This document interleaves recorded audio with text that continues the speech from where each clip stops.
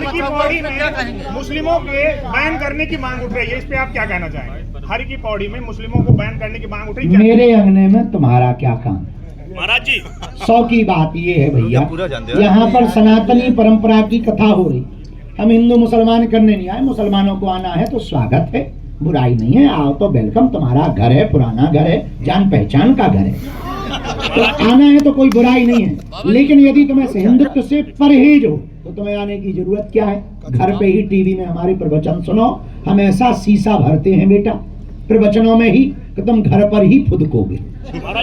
दूसरी बात, हम जब काबा नहीं जा रहे तो तुम बाबा के यहाँ क्यों आ रहे? लेकिन महाराज जी कई जिलों की जनसंख्या है वो मुस्लिमों की बढ़ रही है, कई जिले और कई तहसीलें तो बिल्कुल संपूर्ण हो गए। ऐसे में हिंदुओं के लिए बहुत बार हम इस पे बयान दे चुके हैं। सरकार कहती है बच्चे 2 ही अच्छे पे चच्चे के 30-30 बच्चे क्यों? हम यही कहेंगे, हिंदुओं अपनी जनसंख्या बढ़ाओ, घटाओ मत। यदि अपने बच्चों की जल जंगल जमीन बचाना है, अपने बच्चों की जोरू जंगल जमीन बचाना है तो अपनी जनसंख्या बढ़ाइए। जनसंख्या हिंदू बढ़ाएंगे तो ही बढ़िया बचे रहेंगे, नहीं तो एक एक करके निपटाए जाएंगे। जो बांग्लादेश में हो रहा वो भारत में होगा। इसलिए कम से कम 4 बच्चे। अब हमारी शादी हुई नहीं, वरना प्लानिंग भी बता। महाराज जी लव जिहाद के बारे में महाराज जी, लव जिहाद के बारे में